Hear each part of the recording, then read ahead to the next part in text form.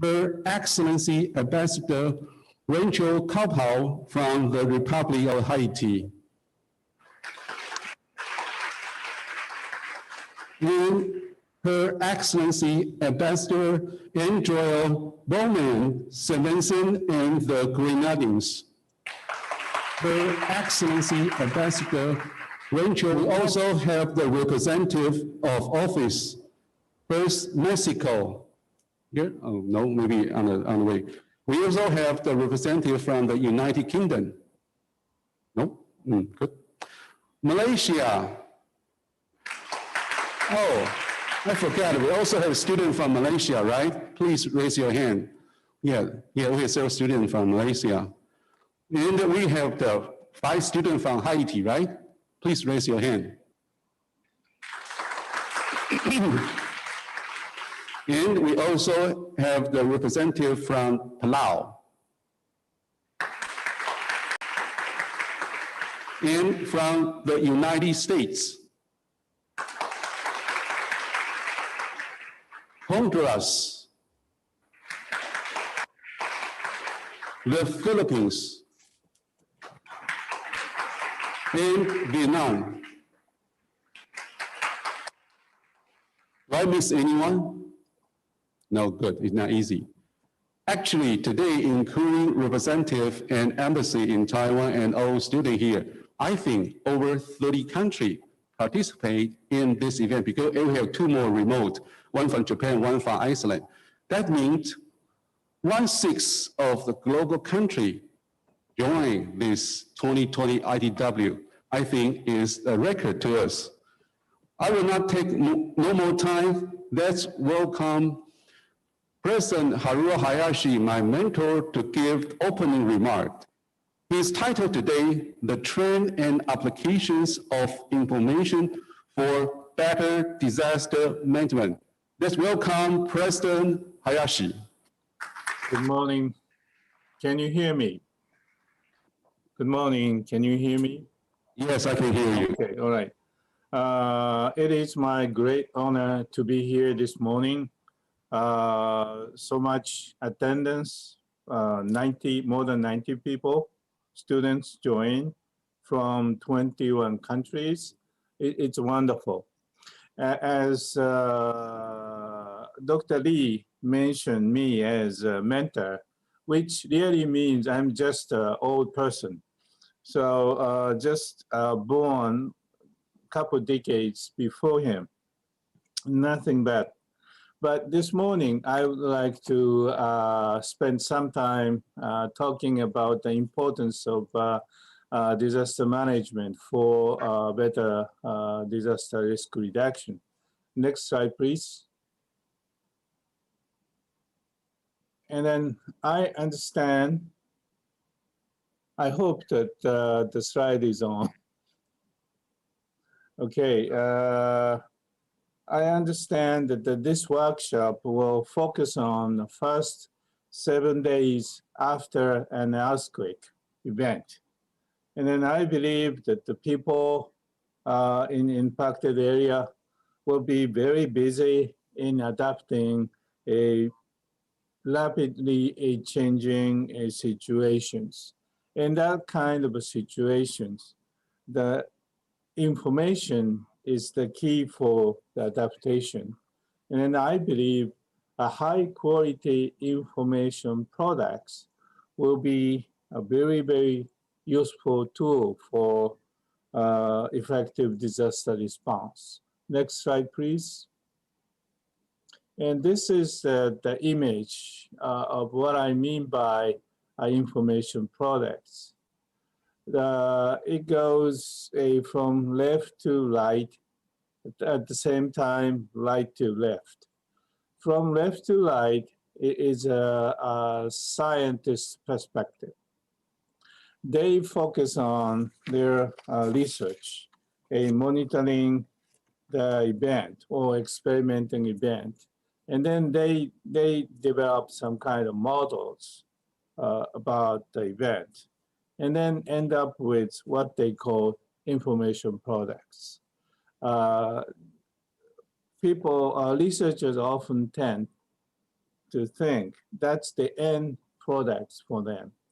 But that is the beginning products for the people who really have to face with the disaster to deal with. The most important thing is the people have to take appropriate actions for a better disaster management. In order to do so, we need some kind of information products, proper information products to be delivered to them through very good media. And then those information products should be available for those media to be delivered. And then this information product has to help the people to take actions. So in a way, it is a two-way risk communication between researchers and practitioners or the people at risk. And then improving the quality of those information products will be a very big task for us. Okay, in order to do so, let me start with a thinking, what would be the first 7 days after the event? Next slide, please. All right, now I can see the slide, all right? This is the slide which represents the relationship between the physical time and psychological time. And psychological time follow the logarithm scale, not like the physical time, which means many psychological events will happen for the first few physical time or very small chunk of physical time. When you look at the figure, you could see the line go straight up to top, which means you have many psychological events at 1 minute. You still have a shaking. 1 hour, you might secure your safety. 1 week, you have to struggle with daily living, how you get commodities needed for sustaining your daily life. First 1 month, it might be a very difficult time to foresee what's going to happen for you and how you could recover from your situations. All those very different and very difficult tasks will happen within a very short time period. Next slide, please. And this is more like an overall picture about what kind of thing that people have to do after the earthquake event. So earthquake is that in a typical sense, it's unpredictable. It's a sudden event. So everything starts with the major shock. And then simultaneously, all different activities have to be taken. The first urgent business is how to orient yourself, because that when earthquake happens, everybody in the community will lose their orientations. In other words, disoriented. So that the first thing we have to do is to create common operational pictures to share what's happening, all right? So that's the first thing. And then there are 3 kinds of activities or operations that emergency responders have to perform. First one is activity for life safety. A second thing is activity for restoration of social flows. Social flows means that the flow of people, goods, money, and the information. That daily life is okay with that kind of a flow, but when disaster strikes, all of those flows would stop, so that the restoring a such flow will be very urgent business to take care. And then third kind of activity will be reconstruction of social stocks. The physical stocks, infrastructures and houses, and in addition to those physical things that the people themselves living in an impacted area have to restore their lives and livelihood. So those activities will be a very important thing. And then it would take a very, very long time. And then in addition, in order to perform those operations, the emergency responders have to have good planning and logistics service and consideration for finance and administrations. All these activities has to be performed simultaneously, even though that those red color indicates when would be the peak, even though the peak looks different. But the point is all of these 5 activities has to be started from right after the event and keep on going. All right, next slide, please. Let's look at the first 10 hours after the earthquake. This period tend to be what I call a disorientation period. People do not know what happened, and because of a lack of available information. And then they have an inertia of the daily life. So they're doing many wrong things or they do nothing right after the event. So and then in addition, no systematic disaster response has not yet begun at this point. It takes some time for those official disaster response has organized and get started. So that the first task for better disaster management is how we could shorten this disoriented period. Next slide, please. So this, going back, yes. This is really what happens right after the earthquake. So we have to have no picture, we have no pictures. So we have to have good pictures. And then this picture has to be shared by everybody in an impacted area, all right? Move on. I don't see my face. All right, okay. All right, this is what we have to do, creating common operational pictures. And it is very useful to use a geographic information system, GIS for short. This is a computerized mapping system to create the maps of various kinds, very easy in a sense, and then to share them with everybody who need it. Okay, next please.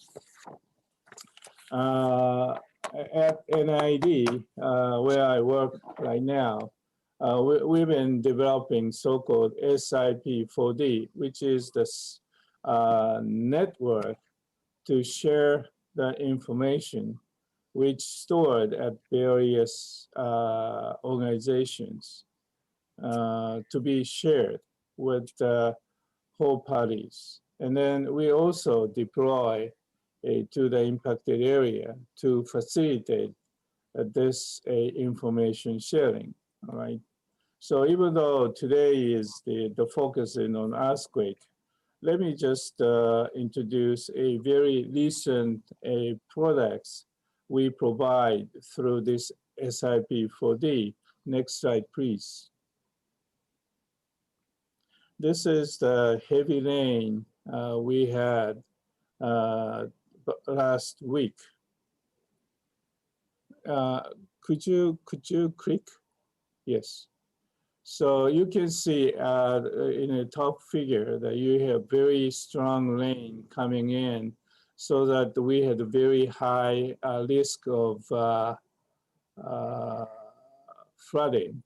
But when you look at the bottom picture, and you see that the cities get affected.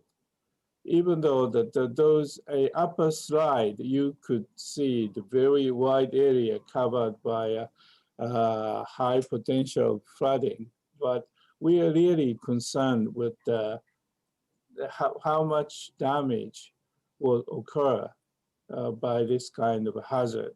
So that we, by the lower figure, we just focus on urban area where the many people live, and then sewage system have been developed, and then how much risk they might have for a flooding.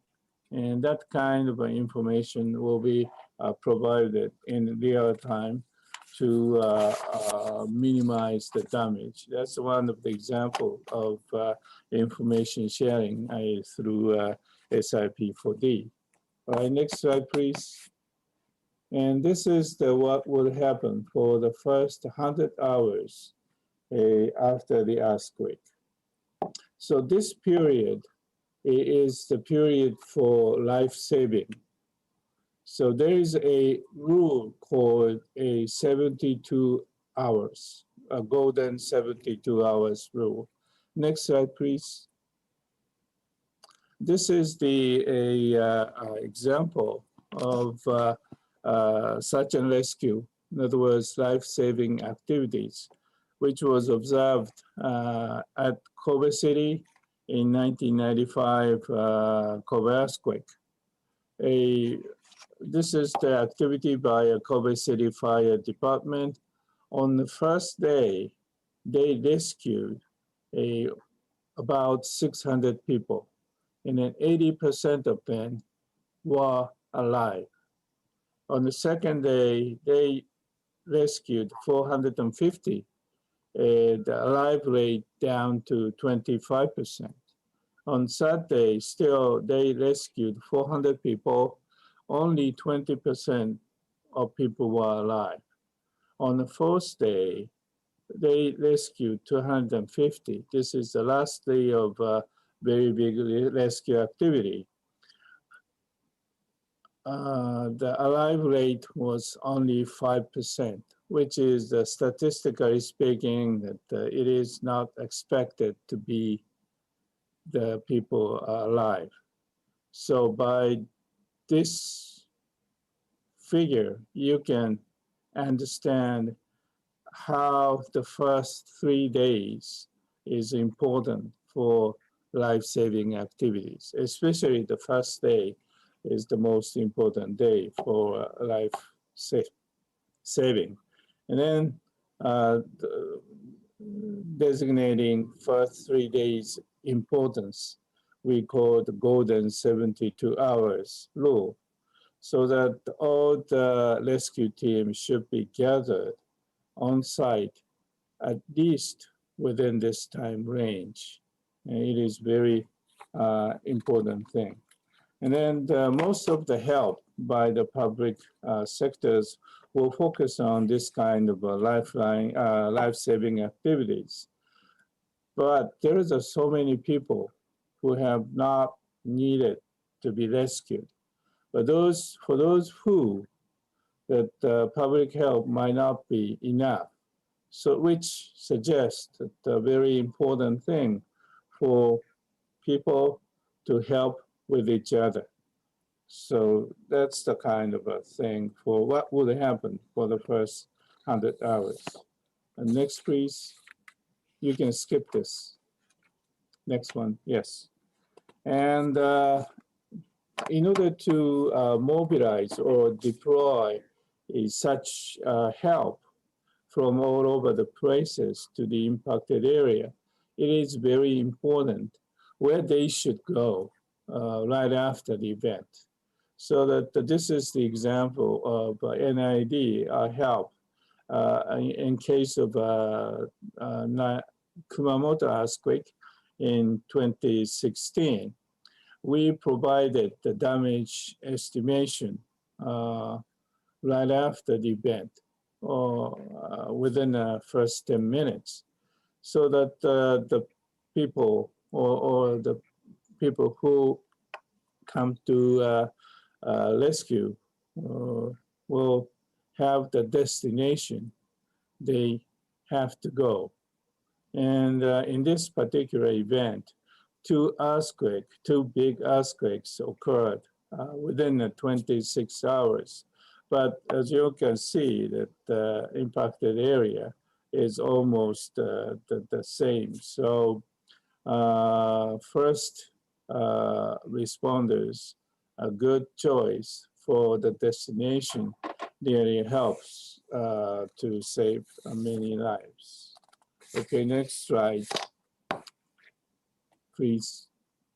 All right, now let me go on to the first 1,000 hours. So in this workshop, we'll focus on the first 1 week, which is 168 hours, so that we will touch upon this phase.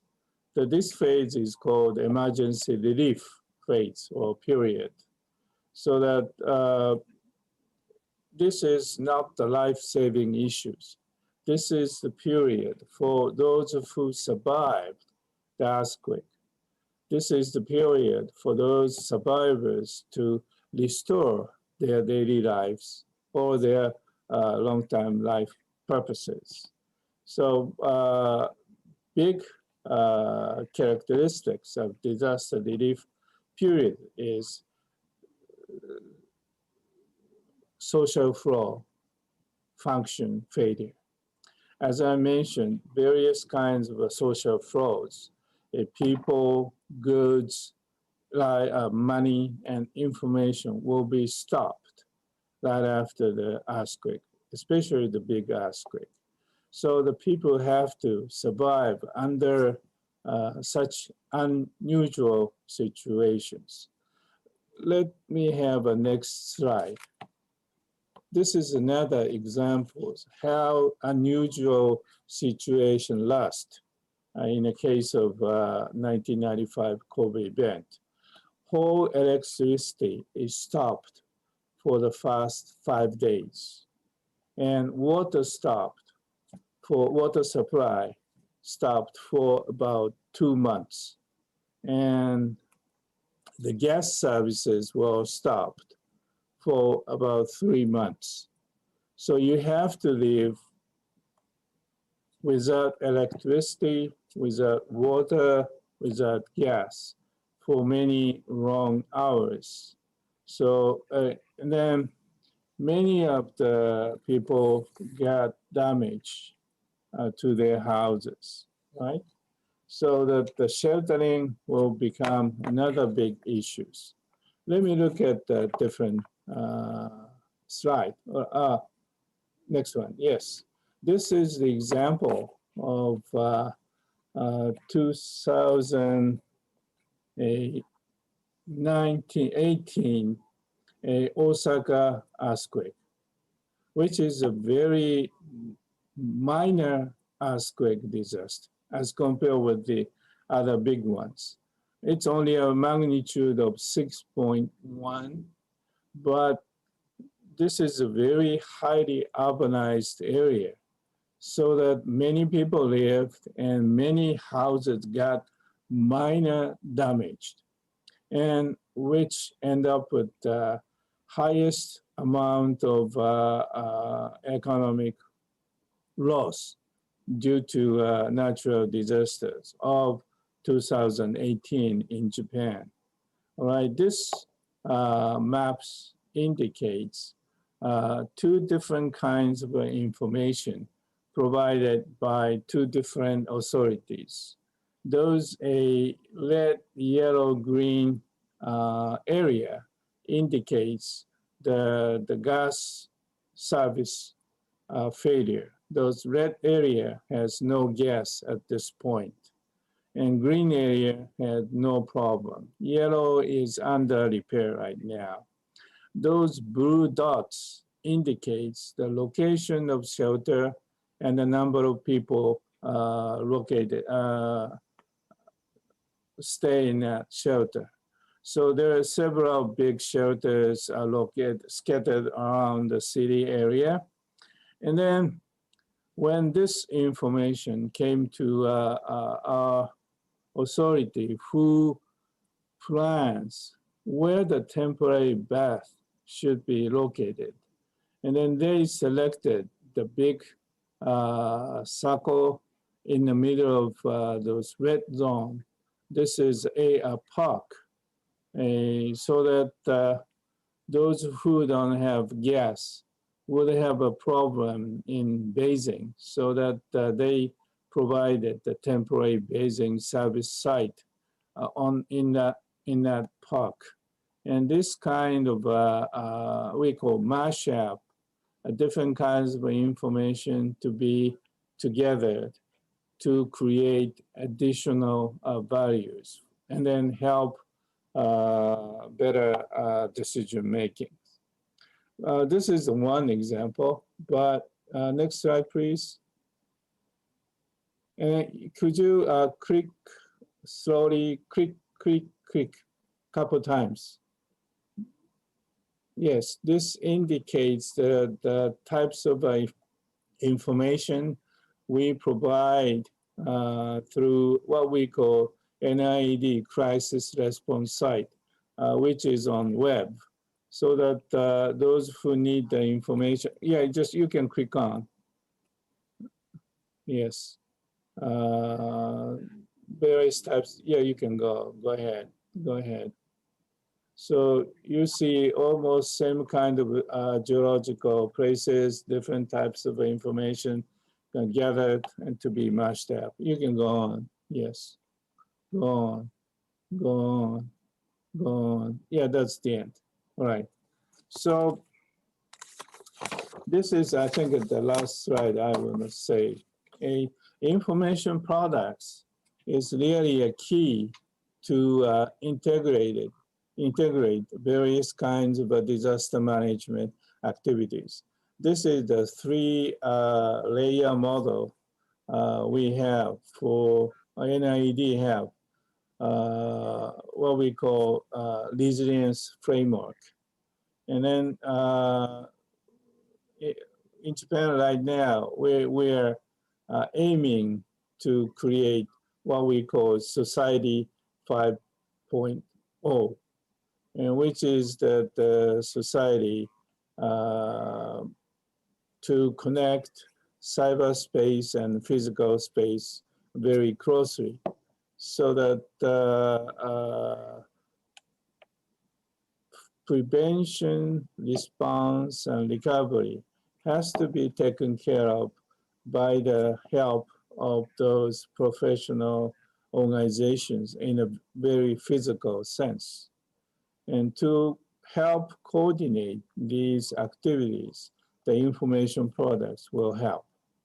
At the same time, the bottom layer, we ourselves has to be ready or improve literacy for disaster risk reduction to help ourselves, to help with each other, so that in order to promote such kind of literacy for disaster risk reduction, information products also help. By providing very systematic, holistic information products, end up with integrating these two physical layers together to improve the disaster resilience. And so that's a kind of a basic idea. We promote the importance of information products.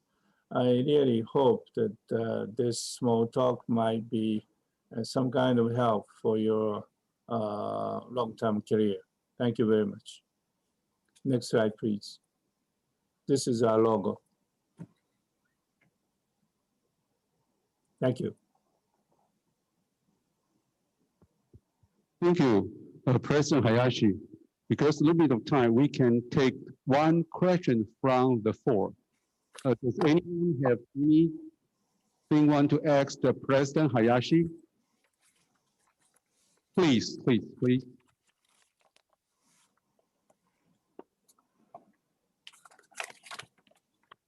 Actually, we have one question from the floor. Thank you so much Yes. for the opportunity. Well, Professor Hayashi and Yes. all the delegates. My name is Sri from National Cheng Kung University in Tainan. Uh-huh. Hello, good morning, everyone. And I would like to ask to Professor Hayashi regarding how the NIED approach to improve the importance of the information literacy and information of the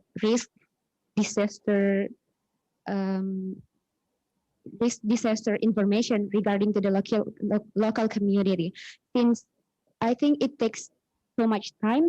And how could an IED approach the method to the local community? Can you get it? My question. Okay. Thank you. Okay. By referring to the last slide that I used, the empowering local community will be, in my word, improving literacy for disaster risk reduction. For those local community, disaster risk reduction will be a kind of series of problem solving they face.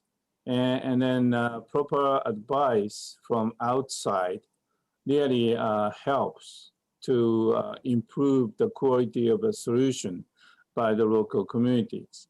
And then we do still expect that the high advancement of ICT technology, but we could have those information available much easier than before through like a cellular phone or the PCs and such kind of devices will provide a good external help for empowering local community. That's a kind of a basic idea. We promote the information product approach at NIED. It is okay as a kind of answer to your question? Yes, I think because of the time limit, we do appreciate your contribution. Sorry, I speak a little bit too long. No. I should have more questions. Yeah, I can deliver their question to you because I know you're always able to answer a lot of questions. Okay. I hope to meet you in person very soon. Yeah, I hope so too. Yeah. So thank you so much. Let's give a big applause to Professor Hayashi. Thank you. Thank you so much. Thank you. Thank you. Signing off. Yep. So before we enter the tea break, I would like to invite all representatives from embassy and the office from the relevant country. Please go to the stage. We will have the group photo. And all the other participants, please enjoy your refreshment outside. Please be back to the room at 10:50. We will have the next keynote speech from Iceland. Also, my friend Gisli Olafsson. Thank you so much. Please do enjoy your refreshment and tea break. And please, all the VIP come to the stage. We have the group photo together. Yeah, 那个贵宾。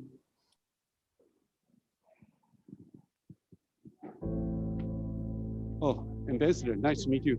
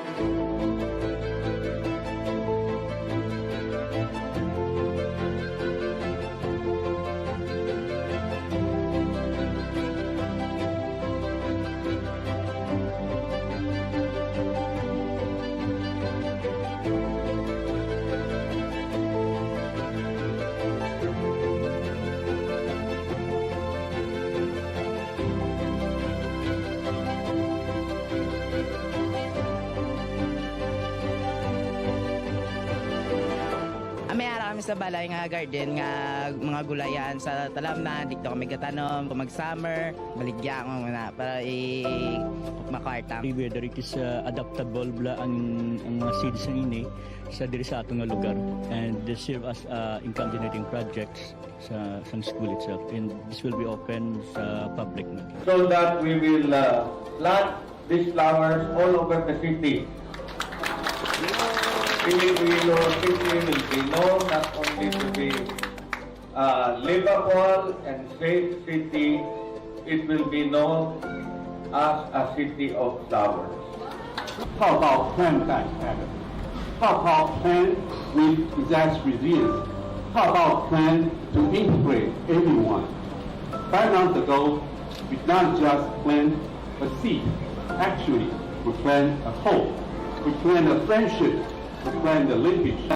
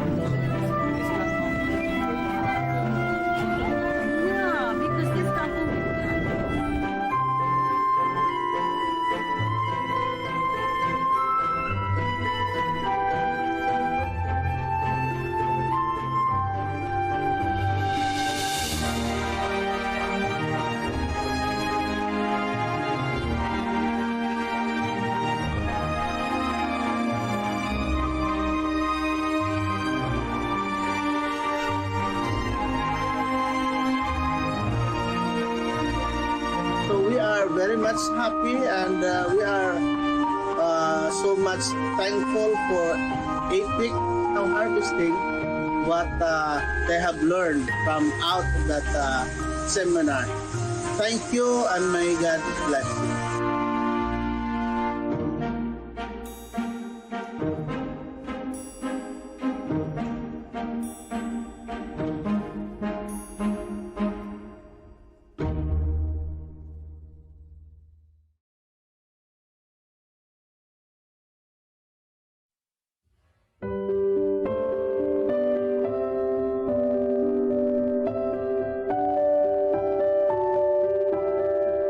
Everyone was given the chance to have that common space to first to dialogue, to share what they think about the project, particularly in keeping a community garden.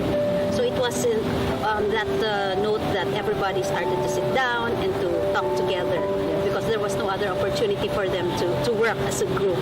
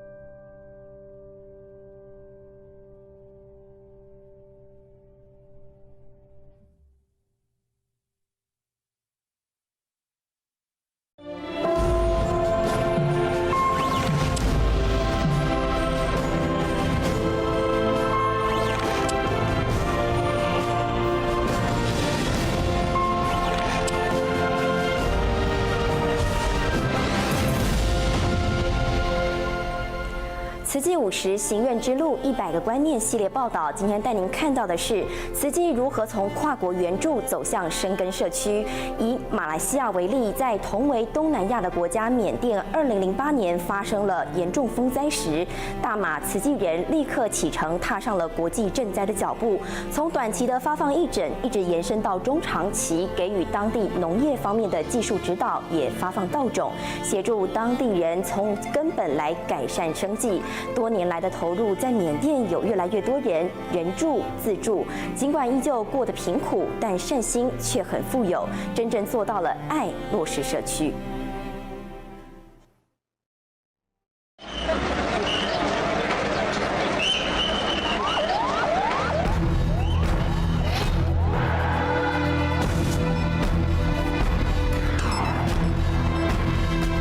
尼泊尔现在急需的是毛毯、水、干粮跟医疗用品。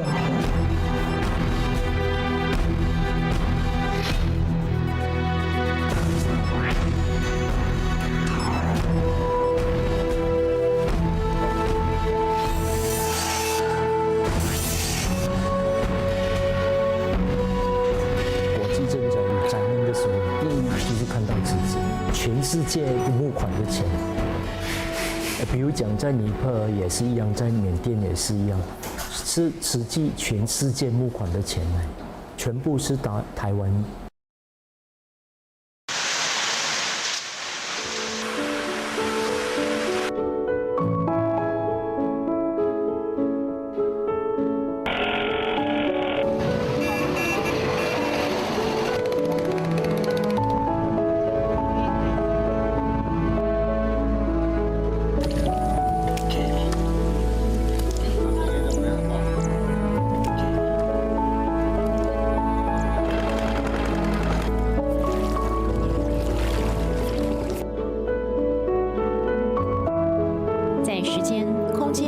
人与人之间流转着付出与感恩的身影。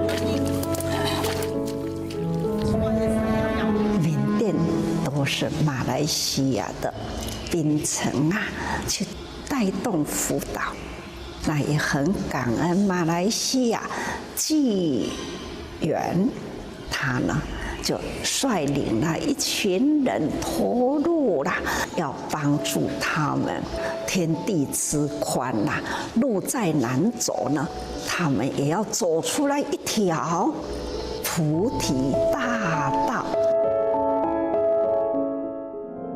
当生活恢复宁静，另一处的达纳丙村把村民改成了慈济村，农夫一人捐1把米，向下翻转了手心。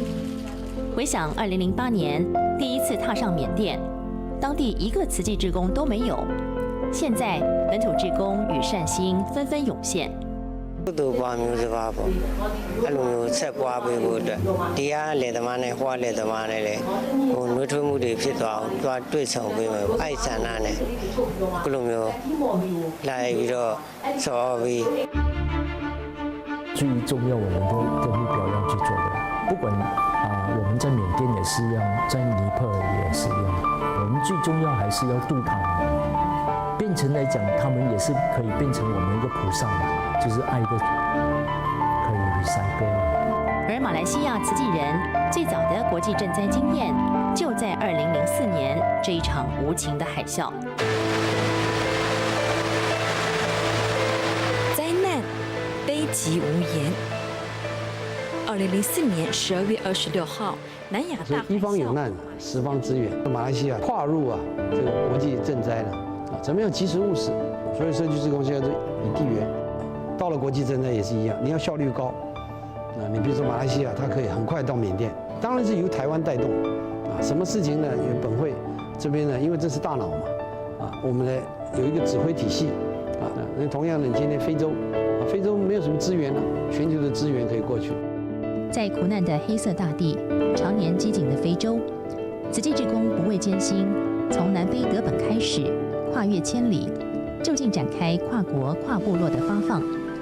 非洲的慈善足迹已经遍及到8个国家，单单史瓦济兰600多公里的路程就发放超过30次，而被昵称为黑珍珠的本土志工人数也越来越多。就这样用爱浇灌，种子发芽长大，才足以庇应他方。Was Sushi Foundation. He gave us clothes, gave us food, he gave us a lot of things. So I believe. That's why I stopped hate. 慈济它扮演着是一个不受政治约束的，不受到传统国际政治的那样一个格局所束缚的这样的一个角色。我们从人道的角度来看，它彰显了一个无私无我的精神。时至今日，南非的角色如同马来西亚之于斯里兰卡、缅甸、尼泊尔，美国支援海地，带动中南美洲，澳洲支援巴布亚纽几内亚。慈善与救灾之路从25年前向国际铺陈。当蓝天白云从脚下的土地涌现，步步相接，这条通往真实的道路就能走得更长更远。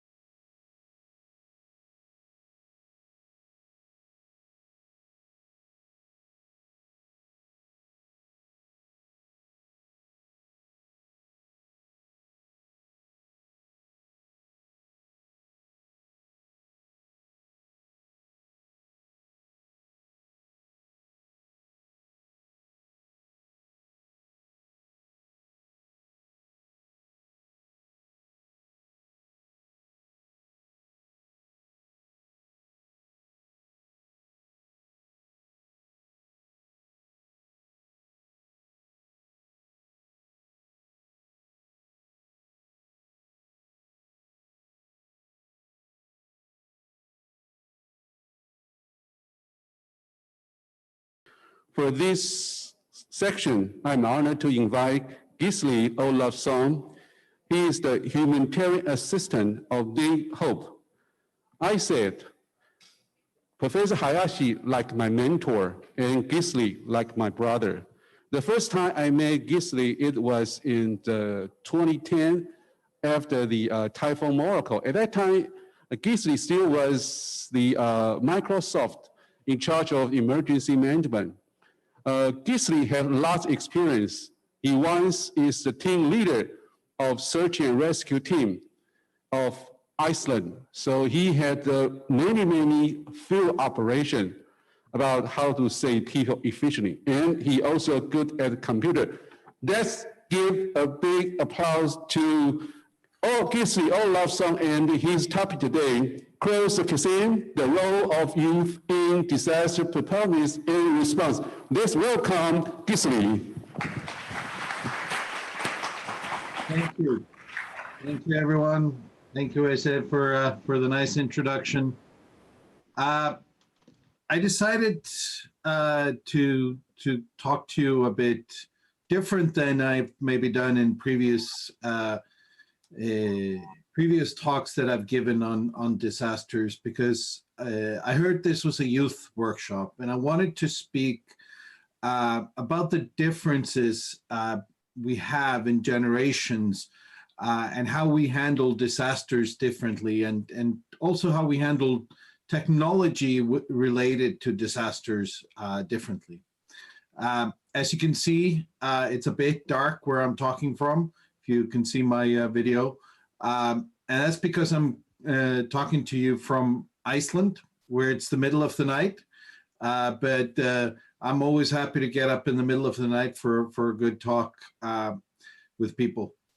So crossing the chasm, next slide. What actually is a chasm? Well, if there are any geologists in the room, they're going to tell you a chasm is a deep fissure in the Earth's surface, like the one I show on the picture, which is from Iceland. But the kind of more, approach that I'm going to talk about is how there is a difference between people, difference between viewpoints and feelings and things like that. And in particular, I want to talk about how the different generations tackle things differently. So next slide. So we live in a world that is rapidly changing. We all hear about climate change, but that's not the only thing that's changing. We have urbanization. People are moving away from rural areas into cities, sometimes into mega cities. Often those mega cities are positioned in places where there is natural disasters or dangers for those things. We're also in a world where from a social point of view, we're rising up. People are demanding changes around the world, whether that's political changes, whether those are sociological changes, but people are demanding that we change the way we do things. Now, all of us have, of course, seen the big technological advances that are happening. And in particular, we've seen the explosive growth of mobile phone ownership that has fueled connectivity improvements all around the world. In countries like Taiwan and Iceland, you have, fiber connections, but even in rural areas of Africa, where I do a lot of my work today, you have 3G or even 4G connectivity.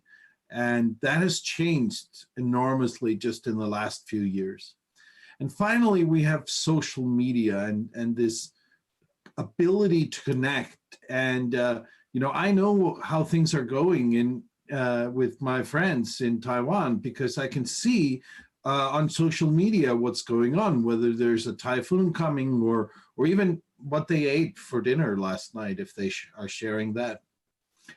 And all of these changes are happening at an enormous rate. And the difference between what, happened when I was growing up, I was born half a century ago, 50 years ago. And the things that are happening now versus what was happening when I was growing up are, going at an alarming rate. So to me, there is this chasm between the different generations. And what do I mean by that? Next slide. There is a large number of people who don't know a world without technology, without all of these things that I just mentioned. And just to show you a few here, these are some of the young contributors to the World Economic Forum's meeting back in February. You may recognize a few faces there, like Greta Thunberg and others. These are young people who have,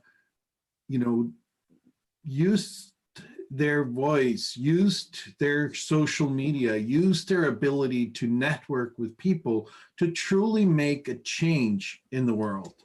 And, that's something that a generation ago, you didn't have, this capability of reaching so many people so easily, reaching millions of people with your message, with your demands for change, with everything. And that's why thinking about how digital natives deal with things versus how those of us who grew up, in an environment where technology was a luxury and technology was something that you didn't have necessarily at home or even in your pocket. That has changed. And next slide.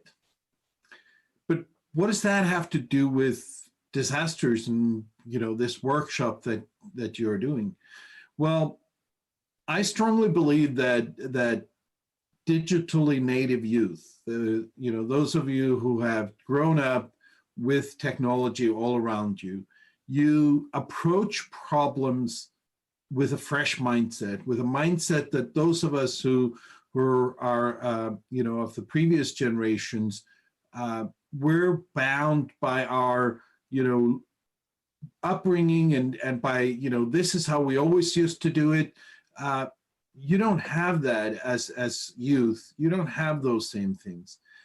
I talked about advocacy, the ability to reach millions of people with your message. And even, in disasters, we see, the ability to reach millions, if not billions of people with information about what is happening in the aftermath, or even, as a disaster is striking.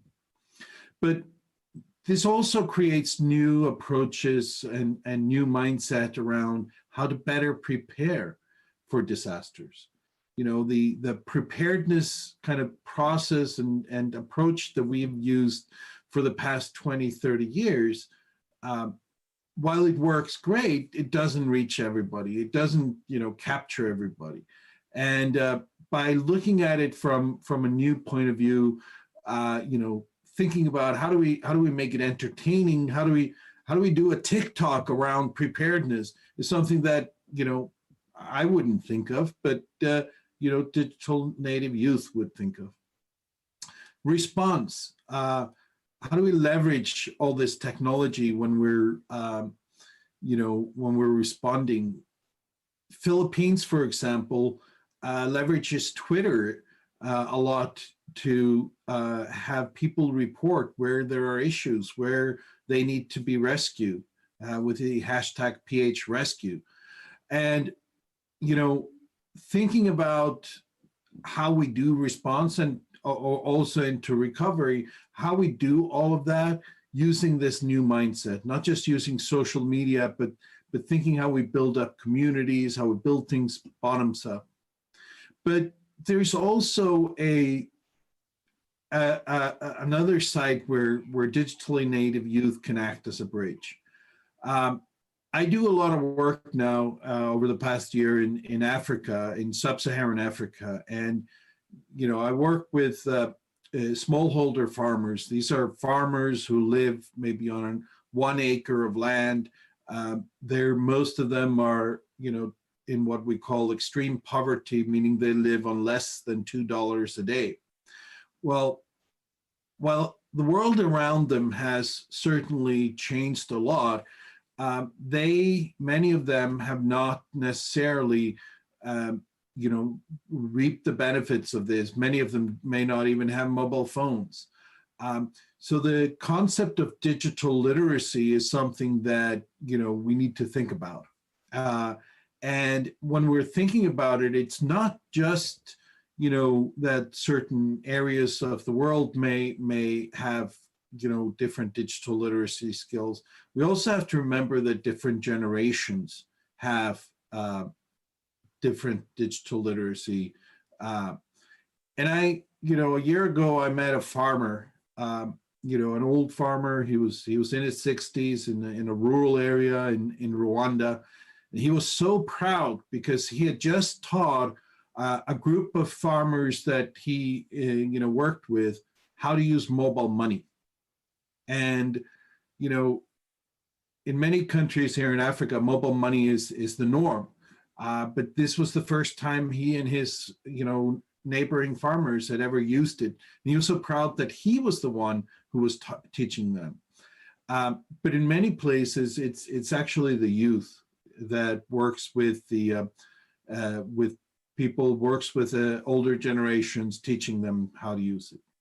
And I also want to stress the fact that there is a digital divide, especially when we talk about solutions for developing countries.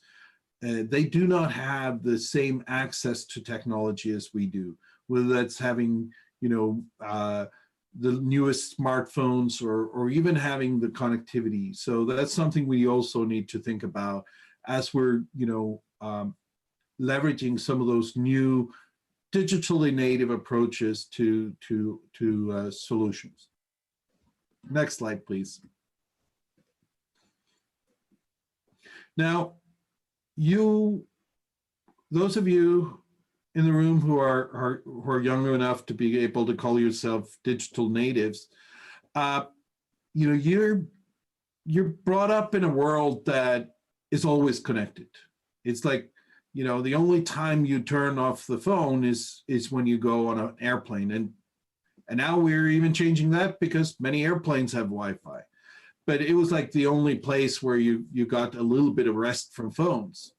But you're also brought up in a world that's built around the concept of creating networks of people. When I was growing up, my network of people was a group very close to me. It was, a few friends, it was, family and so on.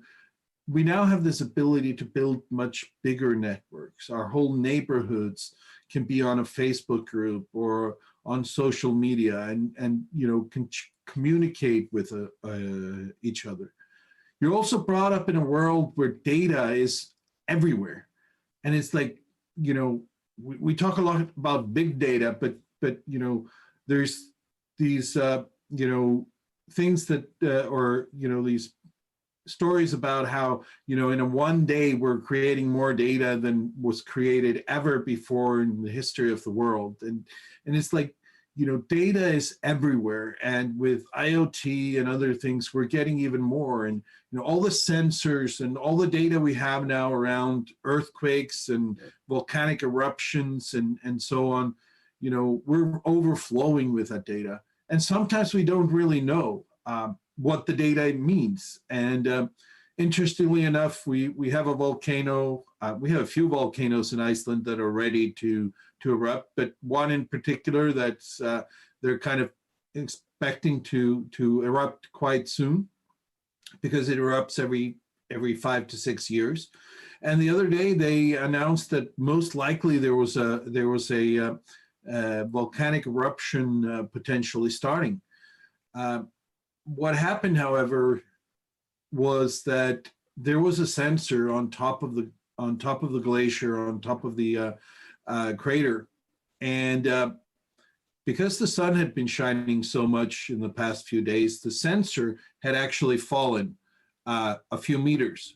But that was also the sign of an eruption potentially starting. In this case, it was just too sunny, which doesn't happen too often in Iceland. But we have all this data, and sometimes we're still learning how to use it.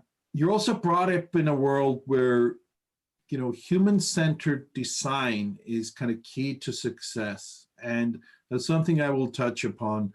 The importance of actually designing solutions, designing approaches around humans, and not just about technology. And, you know, like I said earlier, you're brought up in a world that is evolving faster than ever before. And what we talk about today is going to be, you know, no longer valid maybe a year from now, because the technology, the changes in the world just happen so fast. Next slide, please. So I've spent the last 20 odd years working on the intersection of technology and disasters. And some of the key things that I have learned during this time is that bottom-up response is key. The truth is that, you know, you get a lot of attention in the media when international response arrives somewhere. But the truth, the real truth is that it's the local population that is always the first responder everywhere.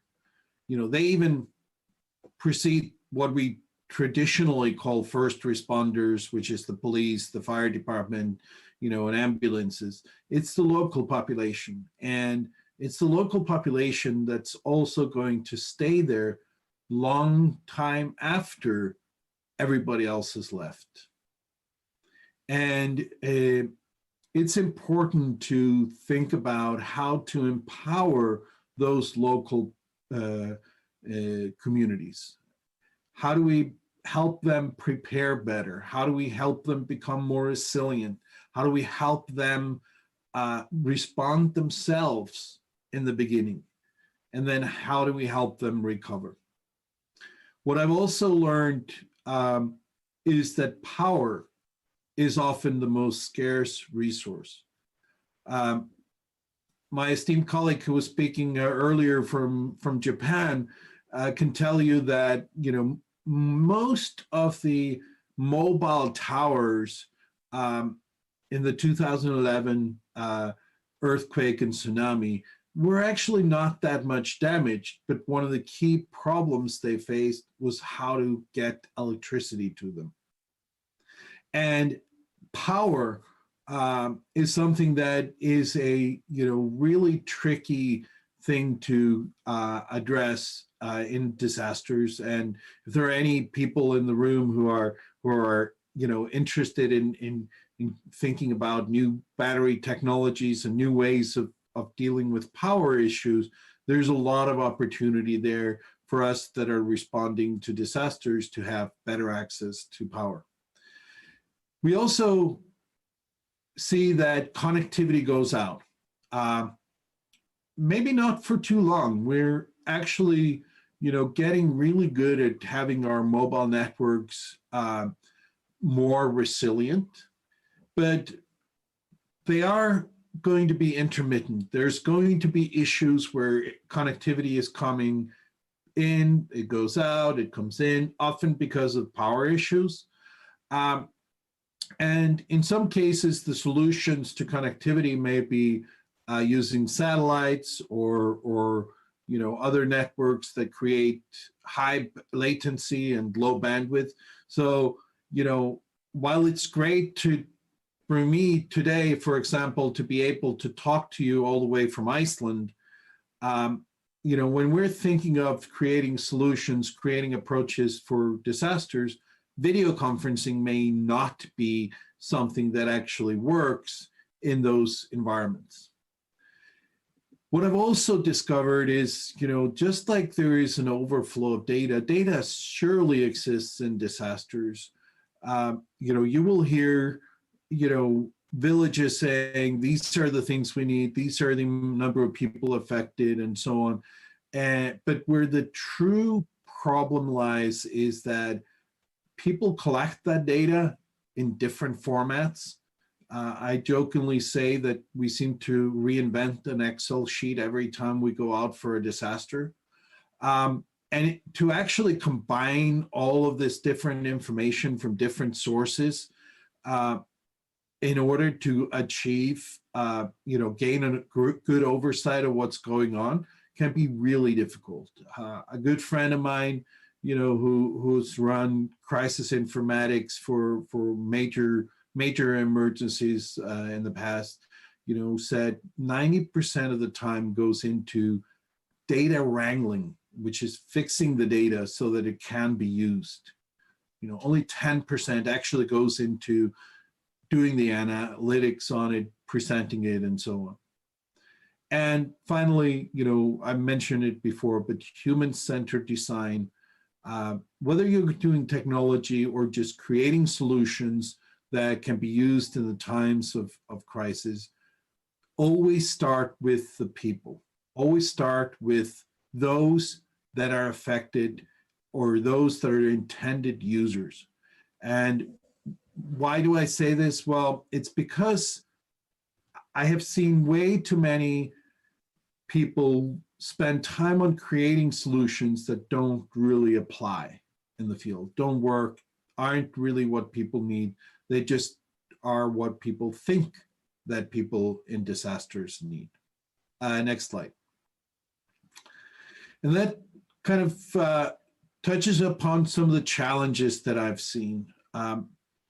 Given that a lot of you are graduate students, I want to kind of challenge you to look at applied research. A lot of the work that I see, and I get to review articles and papers ever so often. I used to do a lot more of it before, but still doing it. And, often I see research that has little practical applications in the real world. So what I would challenge you to do is really look at, things that are relevant to disaster zones, relevant to the times that we're dealing with disasters, and truly go out there and speak with, subject matter experts. You'll find that many of them are so happy to speak with you and are willing to, contribute their time to do that.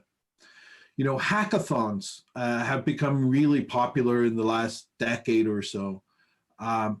Sadly, the same thing applies there. They often lead to solutions that can't scale and aren't that relevant to the actual field, but people feel good. They did something for a weekend and then they leave. So if you're, organizing hackathons, if you're, participating in them, again, try to position the human-centered design and focus on, the users and getting their input on things. We've also seen a rise over the last decade in what we call digital volunteers. These are things where you can sit at your computer wherever you are in the world and help out with things. But again, there's often a disconnect. I know a lot of great digital volunteer groups do a lot of great work, but often, especially us in the response community, are not, we don't know how to use them well enough. And finally, when it comes to machine learning, there was an interesting conference that was going on about a year ago around how to use artificial intelligence in the humanitarian world. And people were going, during the first day of the conference going, oh, this is fantastic. We can use it for this. We can use it for that.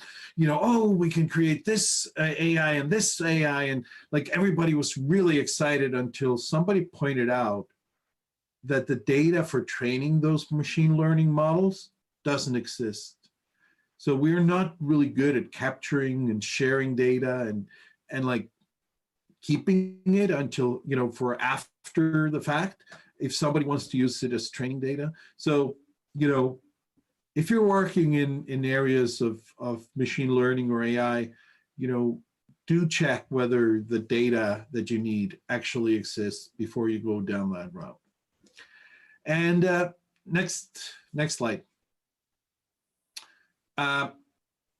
I've said many of these things, you know, in order to address this, you know, involves some subject matter experts, even if they're older like me. We're always happy to contribute.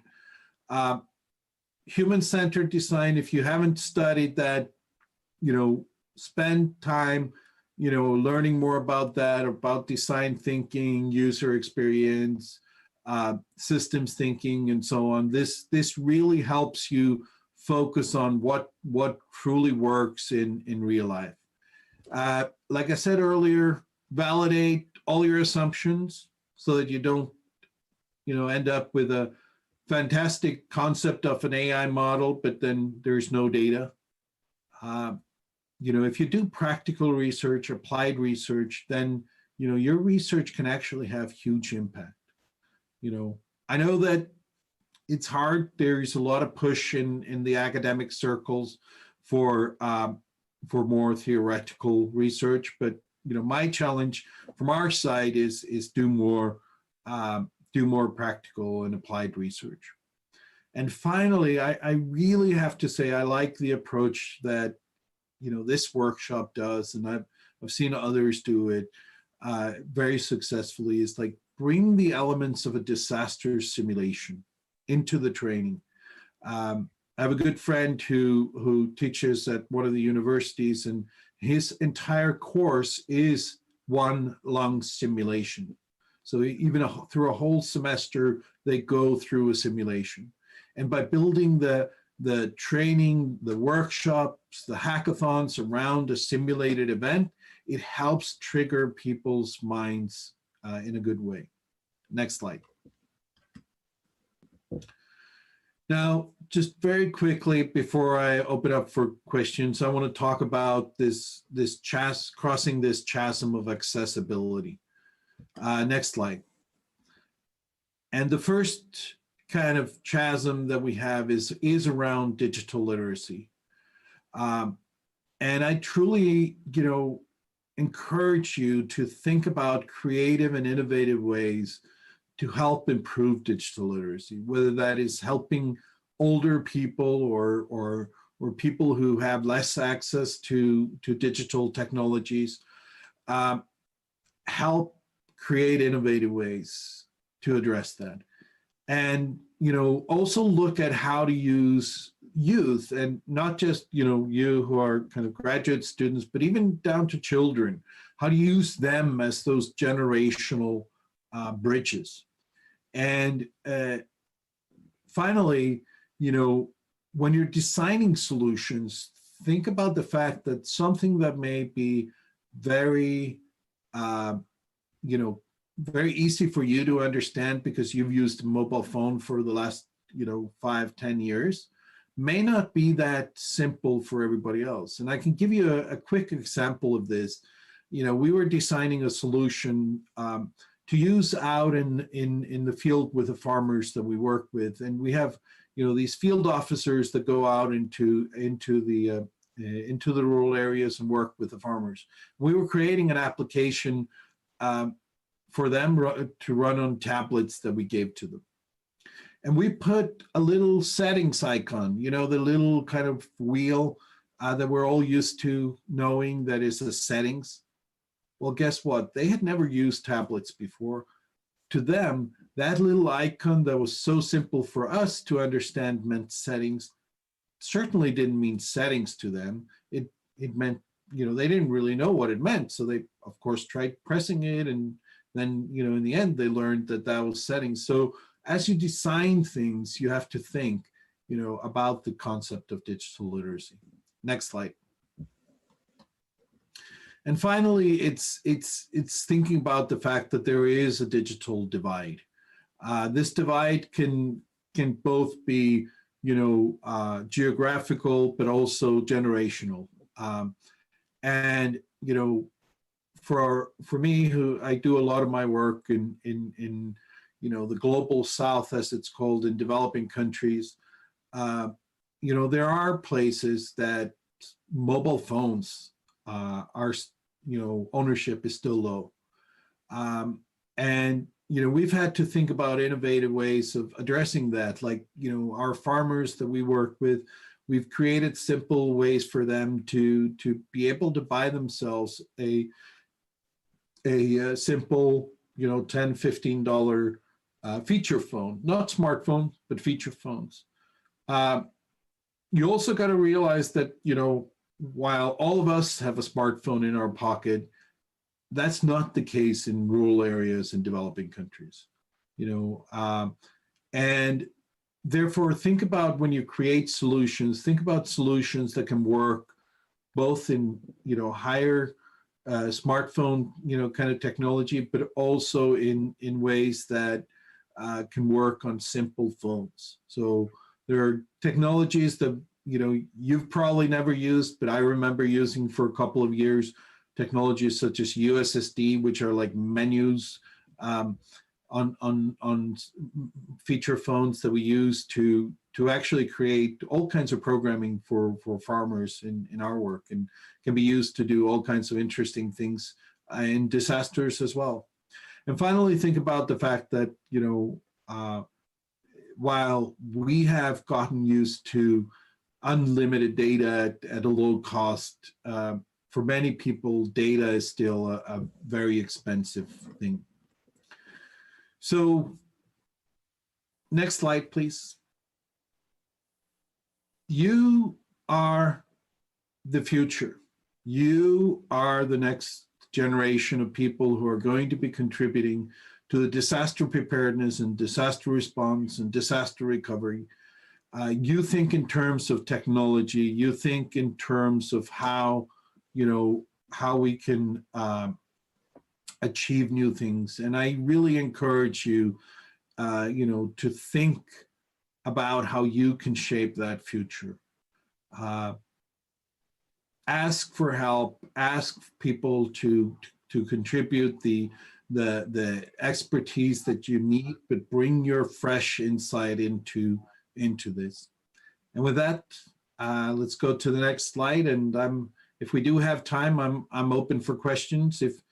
If you have questions and you don't have time to ask them here, then feel free to reach out to me, either email or Twitter or anything like that.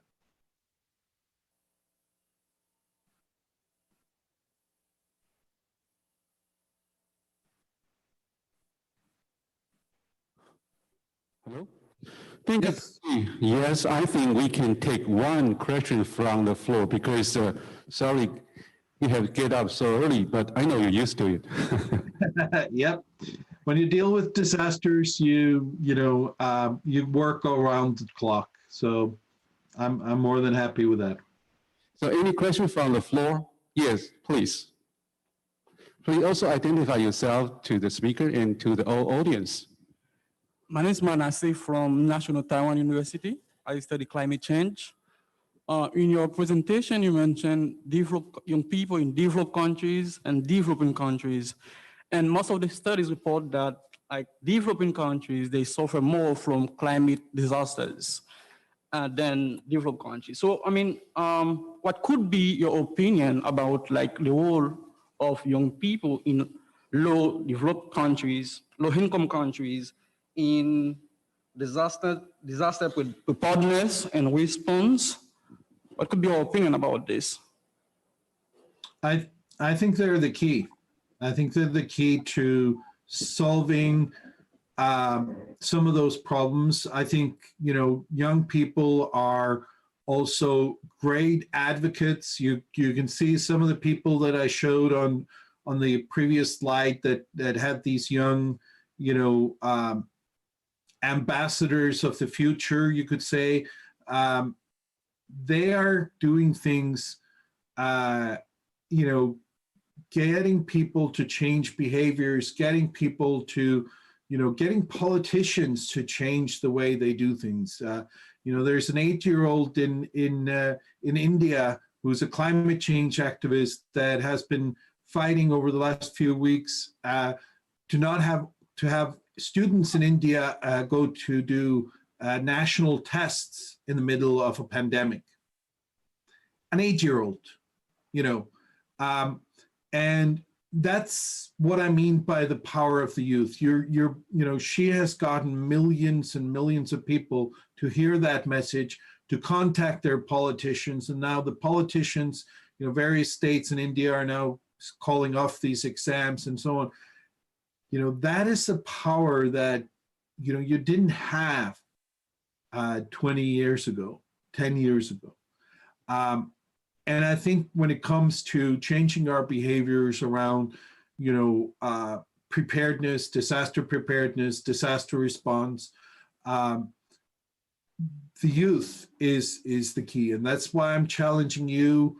I'm challenging you to work with even the next generation after you, the even younger ones, to truly find ways of changing the world, because old politicians and bureaucrats are not going to change the world.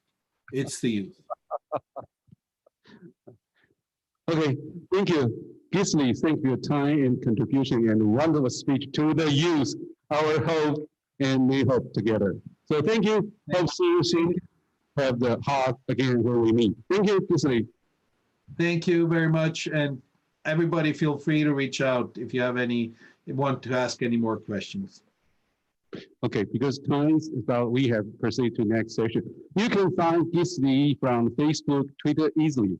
He always tweet a lot, put a lot of important information on social media. So thank you, Gisli. Thank you, my friend. Okay. Bye-bye. Bye. 可以切到前面的电脑吗？ In the following 40 minutes is about my time to talk some topics about this workshop.